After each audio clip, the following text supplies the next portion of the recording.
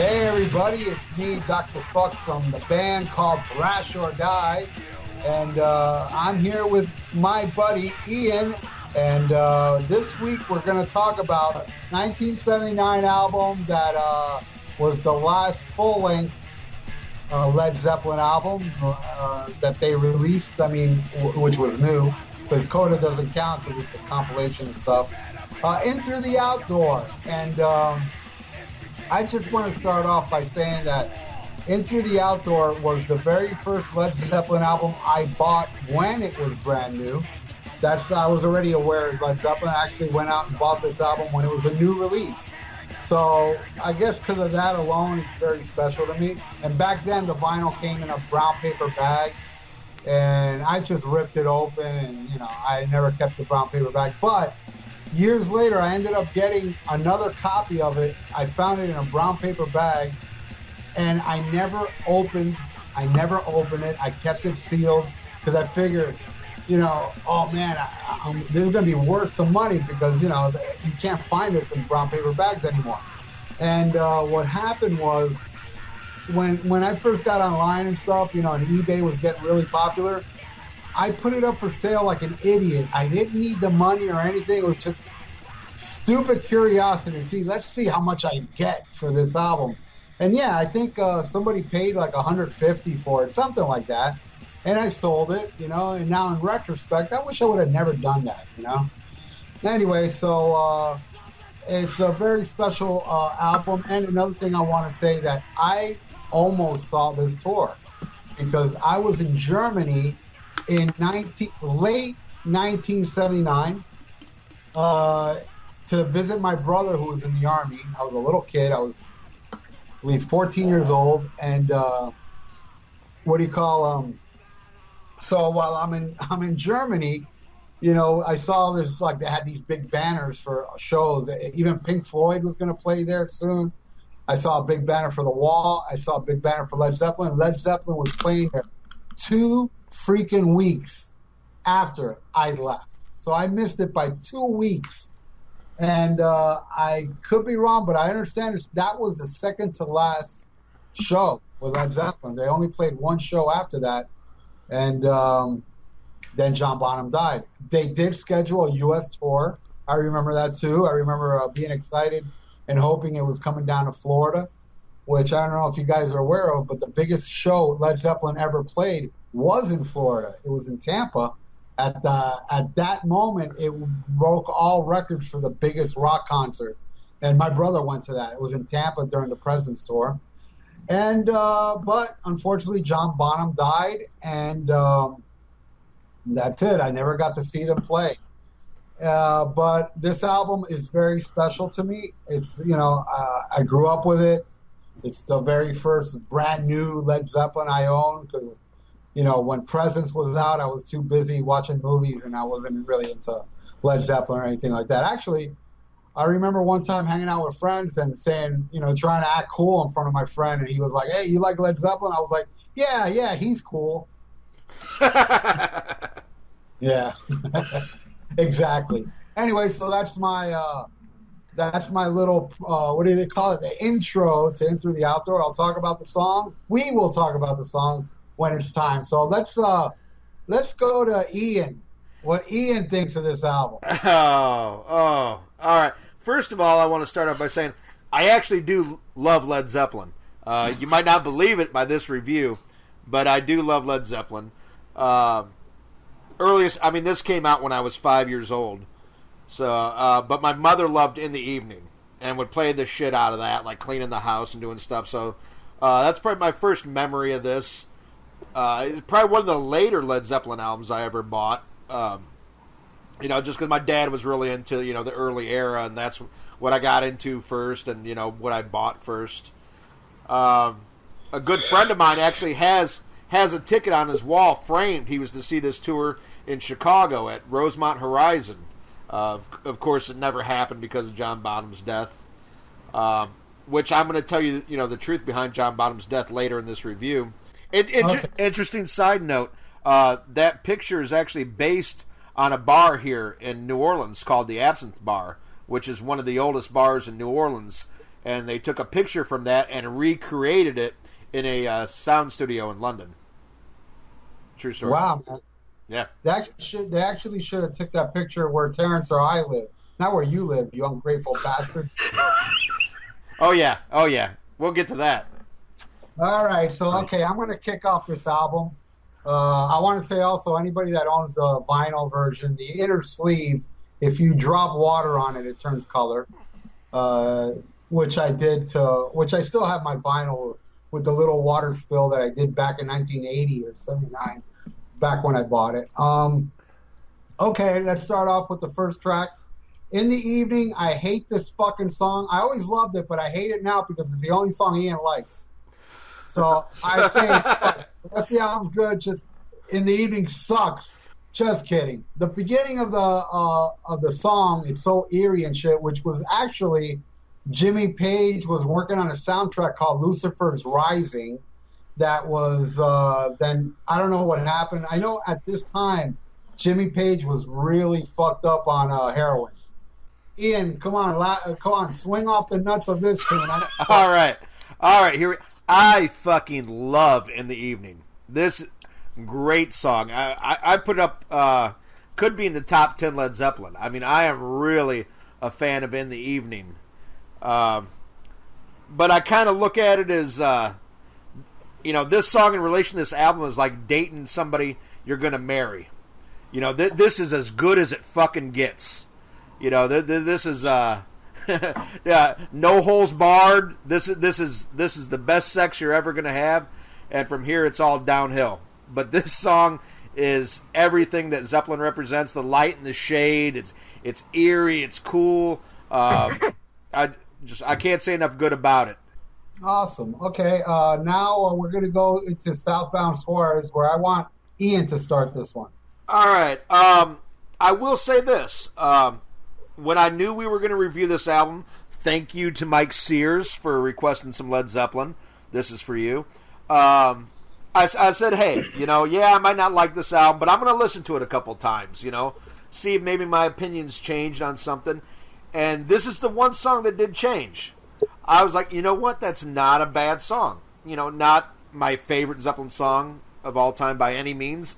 But I was like, you know what? This ain't too fucking bad. There was something about it that, I was like, hey, not too fucking bad. And that's the best I got to say. It ain't too fucking bad. So, Ralph, what do you think about Southbound Suarez? This would be my least favorite track on the album. Of course it is! Because you want to argue with me. No, actually, but I do like it. It's like one of those albums that I always have to measure, the songs, which one's my favorite, which one's my least favorite. Even if I like the song, I don't think it's as good as the rest of the album. Though Southbound Suarez is a cool song. I dig it. It's different, but so is the rest of the album. I mean, Led Zeppelin are chameleons, man. Every album, they bring some different texture, some different sounds. I mean, after like maybe Zeppelin 2. I think Zeppelin 1 and 2 were kind of like a sister albums, but after that, with even starting all the way down to Zeppelin 3 when they went all acoustic on side 2 and bluesy, it was so different than everything they did before. And they continued that pattern where I think on Into the Outdoor, they really stretched out the boundaries. And this song is kind of a happy tune in a way, but I dig it. It's not a bad song. It's just my least favorite on this very special, nostalgic album for me. Fool in the Rain, I really do like, again, and the changes and the calypso with the steel drums and all that crazy drumming. I mean, that's the thing that I love the most about this song is the drumming. It's, again, I would have to say it's my second least favorite. I would always say, Southbound Soiree. Did I say it right that time? Soiree? There you go. All right. Southbound Soiree is the only one that I'll put under this one, but Fool in the Rain is a great song. Still played a lot on the radio down here in South Florida. What do you think, Ian? Okay, here we go. Yeah, they don't say Fool in the Rain, and they also don't say this song fucking sucks, which they should have.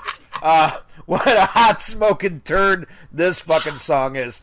I was sitting there when I'm getting ready for this review. I was like, well, I'm so negative on this album.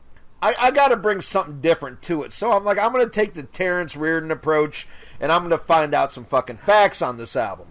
So I went, read some old interviews of this album, and Jimmy Page said at this time that he had written a song with Paul Stanley called Read My Body, and he would like to write a song as good as that with Led Zeppelin.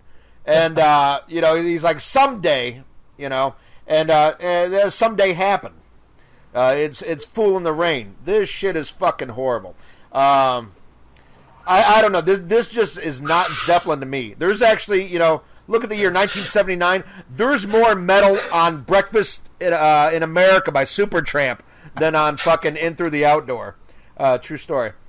Hey, Goodbye Stranger has that smoking solo, man. Yeah. Like I said, it's a lot fucking harder. This is like fucking Slayer, compared to fucking In Through the Outdoor. But, yeah, interesting. Yeah, this was Led Zeppelin's answer to Read My Body, and that's my final answer. Ouch. On to you guys. All right, Ian. Continue your Bash Fest and start off the next song. All right, hold on. The next song. Oh, my God. Oh, really? You're going to fucking hand me Hot Dog. Holy fucking shit. Yeah, go ahead. I'll never forget. It was probably about 1990, and at this time I was a huge Zeppelin fan. You couldn't convince me they did no wrong. I was just like, man, Zeppelin is everything. I was 16, just had a car. I'm driving around fucking just blaring Zeppelin all the time. I'm talking to a good friend of mine, Bo Handy. Got to give a shout out. We're talking about Zeppelin, and I was like, Zeppelin, man, never made a bad fucking song. I'm like, they're perfect. And he looks at me and he goes, Zeppelin never made a bad song. Really? I was like, yeah, name me a bad fucking song Zeppelin ever did. He goes, Hot Dog. I said, fuck you. You got me. Hot Dog, Jesus. Hot piece of fucking shit. Oh, my God. You want to talk about fucking filler? Good goddamn. Heroin's responsible for a lot of good albums. When Heroin works, you get Exile on Main Street. When it doesn't, you get fucking Hot Dog and In Through the Outdoor. Yeah. This is your guitar player on drugs, people. Fucking Hot Dog. But I'm sure, some of you people, oh, it's rockabilly, it's their fucking roots. Fuck you, I'd rather hear the Cramps. All right, Hot Dog. I really, really, really love this song. It's Christ. A lot of people think it's a funny tune, and a lot of people think that it sucks, but those people don't matter. And yes, it's rockabilly-ish, and a lot of those snobby people are like, well, Led Zeppelin, they're going back to their roots, and they're doing the rockabilly and the Elvis Presley thing. And I'm like, yeah, man, I totally agree with you. I like being a nerd just like you, and I agree with that. So that's why I love Hot Dog, because I'm just like those nerdy people that love this shit because it's so quirky and so root-oriented, and it's a great fucking song. And here's something that I'm sure maybe some of you may not know. Led Zeppelin made a video for this song. Oh, God. You didn't know this, Terrence, did you? Somewhat didn't know, but now I know something. Yes, because this is why a lot of people don't know this, because you cannot find it online anywhere. And I have this Led Zeppelin VHS that I got way back in the 80s. It was a compilation, and there's a video of Hot Dog on there. It's a really bad generation. I should hunt it down, look through all my VHS, and put it up online somewhere, because not a lot of people are aware that there is an actual Led Zeppelin made an actual video. Which, think about it. Led Zeppelin never made a video back in the 70s, But, yeah, there is a video for Hot Dog. And I adore this song. And you know what? When I first bought the album in 79, this was my favorite track off it. And I don't know, I guess it's because of that intro. That I just love that guitar playing. And it's just like the beat. I mean, it's... this song only identifies with people that are cool. So I understand why you don't like it, Ian. Yeah. Okay. That's the sound of feet leaving the fucking arena when they play this fucking song. Probably my favorite song off the album. And I don't know, there's just something about this song, man. It's like, When I was a little kid back in 1980 or 81. This is before MTV. I had cable even back then when cable was brand new. On one of the cable channels, they had a show they would show every day for a half hour. It was called Video Jukebox, where they would show a half hour of videos, and pretty much every day was the same damn videos. Borrow Time from Styx. I can't remember. Iggy Pop, Bored. Anyway, the theme song to that show was Carousel Alhambra. Did I pronounce it well? Yes, you did. Carousel Okay. Alhambra. That was the theme song to that show, Video Jukebox, and I'd only hear 10 seconds of it, but that's why I was like, every time I listen to the song, it just takes me back to a little kid, like being glued to the TV to watch the same damn videos every day over and over again. Yes, I would have to say this would be my favorite song off the album. Now we're going to hear an opinion that doesn't matter. Take it away, Ian. Hello. I gotta say, this is a rare moment where I can actually correct Terrence, because the correct pronunciation is "couldn't give a shit less." This is some goddamn fucking circus music, Ringling Brothers bullshit. Although I gotta say, when I was listening to it the other day, because like I said, I listened to this album twice. I like when it slows down, like the middle part where and it takes out all the fucking carnival music. I like that part. I did. I was like, hey, there's a good song fucking hidden in this motherfucker. And I didn't. This actual no bullshit. I read a clip from John Paul Jones where he said in the upcoming tour this was going to be the centerpiece of the show. Where where it used to be like Dazed and Confused would go on forever and ever. This was going to be the centerpiece, and that didn't happen. Thank fucking God. Just not a fan. Just John Paul Jones kills this for me, and I love John Paul Jones. I truly believe he is the unsung hero of Zeppelin, but this carnival shit just doesn't do it for me. I like the slower parts. And let's go to what's next? Oh, the Honey Drippers and All My Love. Who wants to do All My Love by the Honey Drippers? I'll start this one. All right, go ahead, Ralph. Because you're wrong. All My Love, I believe, is written about Robert Plant's son who died of mysterious causes, and it's to me freaking beautiful song. My favorite part is the acoustic middle part with the swirling keyboards in the background. To me, it's just music perfection. Gorgeous song from the beginning to end. I also made a video for this one.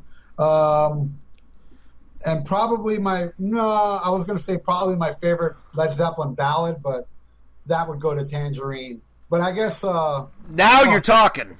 And by the way, no, Tangerine sucks. What am I thinking? Haters are going to hate. I didn't know you liked Tangerine. You ain't goddamn, you're ruining the band Led Zeppelin discography. Well, you wouldn't know I love Led Zeppelin by this album, but I actually do. I hate Led Zeppelin now. Oh, you fucker. So anyway, All My Love. I give this song all of my love. How's that? Actually, not a bad song. It's all right, but to me, it sounds more like this shows you where Robert Plant wanted to go, and this is like his solo kind of shit to me. Not a horrible song, but not Led Zeppelin to me by any stretch of the means. But not to say it's horrible. It's all right. That's it. It's I don't hate it as much as you think, but I don't like it as much as you guys. So wow, Ian, I had no idea you hated dead 5-year-olds. Oh, well, I didn't want to bring this up, but they actually played a demo for his son, and he stuck his head in the fucking water. That's but this is not the first time this has happened. Actually, you ever heard that song by Eric Clapton? What's Tears of Heaven. Yeah. A lot of people think that Eric Clapton wrote that about his dead son. The true story is he played it for his son, and his son jumped out the fucking window. I shouldn't be laughing at that. You're making me sound so evil. Damn you, Ian. I know. I'm the dark sheep of Dark Light, but no, it's a true story. Sometimes kids kill themselves, and it's because of bad music. Oh man! But too bad it didn't affect you that way. I'm just kidding. I'm kidding, my brother. Too bad you didn't hear this at 5 years old. No, I'm just kidding. Oh, now that's funny. Hey, funny's funny. Comedy's not pretty. That was a good one. Good, thank you. All right, who's going to start off? I'm going to crawl. I'm going to crawl. I'm going to fucking go to sleep. It's not bad. It's all right. I'm not swinging on the nuts like you are, but I've heard better. I've heard worse. I don't know, man. This whole album left a bad taste in my mouth. Much like your mother. Hey, there we go. Oh, the Dr. Fuck. But it's all right. It's another one of those. I'm listening to it again after because I hadn't listened to this album in years because I was so dissatisfied with it. I gave it a couple listens. I was like, it's all right, but nothing to fucking write home about. Now I know Ralph, you're gonna agree just to be a fucking prick. So tell me what you think. Okay, I'm gonna crawl. This one, I'm gonna be honest. Like I didn't really like it back in the day because every time it would start, it reminded me like of a soap opera, and I was like, and I just turned it off. And soon after I bought this album, I started discovering bands like Judas Priest, Iron Maiden, the new wave of British heavy metal, and Scorpions and stuff like that. Like, it took the place of the In Through the Outdoor and Kiss and all that stuff that I liked before, but not Black Sabbath for some reason, for obvious reasons. But anyway, so I never really gave I'm Gonna Crawl a chance. And then because back then, my young mind couldn't grasp around the greatness of this album, kind of like how Ian's old mind can't still grasp around this album. So I really do like the song, and Terrence said it perfectly, man. And I was just listening to this the other day so I could have it fresh in my mind. And yeah, those screams at the end are so fucking awesome. And kind of like out of the blue, because I was listening to it and I'm thinking to myself, I'm like, I know Plant screams somewhere at the end, and when he does it, it was unexpected. And that, to me, is greatness. When you listen to a song that you're familiar with and you're waiting for something, and you're not quite sure where it is, and then when it comes out, it surprises you. And I've heard this song a million times. It's just I haven't heard it in a few years. I haven't heard this album in a few years, actually, to be honest. It's maybe been 3 years since I put on Into the Outdoor. So for good reason. No, that's not a good reason. Okay. I haven't listened to Van Halen 1 in 5 years, okay? All right, I got you. So anyway, so that's our review of In Through the Outdoor, and I hope we can find more albums that we're all divided on, because everybody agreeing on the same shit is boring as fuck, and I laughed my ass off with Ian this time, man. You're one funny motherfucker, Ian. Well, thank you. And, you are a funny bastard. I love your hatred for this album. It's like everybody out there should be more like me,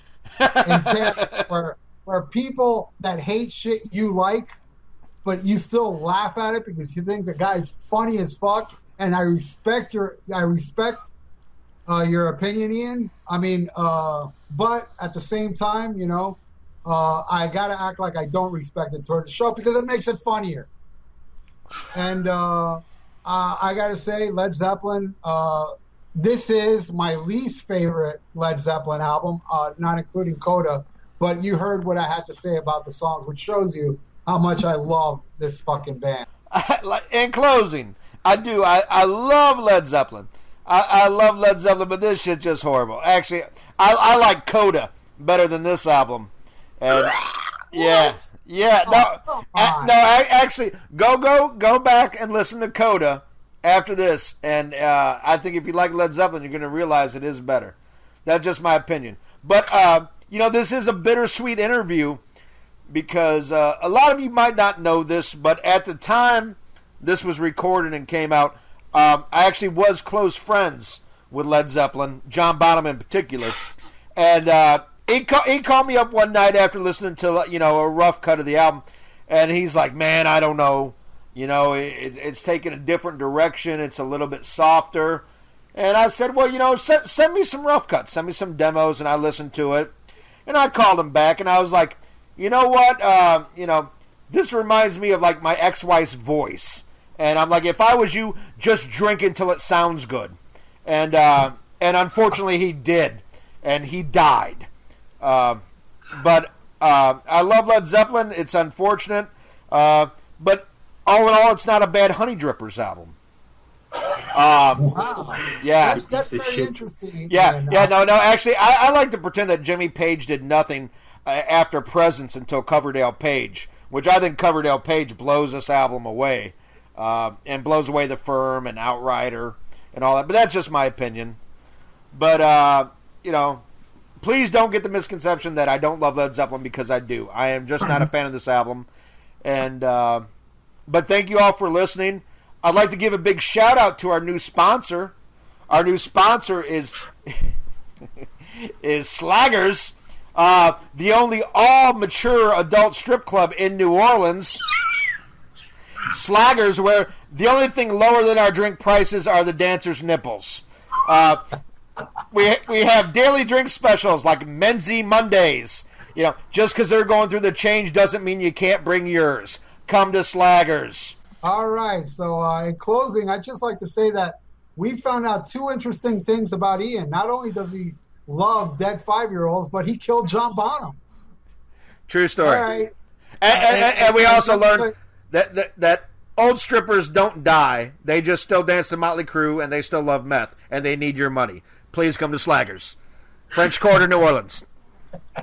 All right, guys. So thank you all, and I hope you all enjoyed this program, and we're even going to get more brutal. We got to find albums that we all don't agree on. Hey. So signing off, this is Dr. Fuck from Thrash or Die, and... Yeah, this is Ian with Cirrhosis of the Liver. How y'all doing? He loves dead 5-year-olds. Later, guys.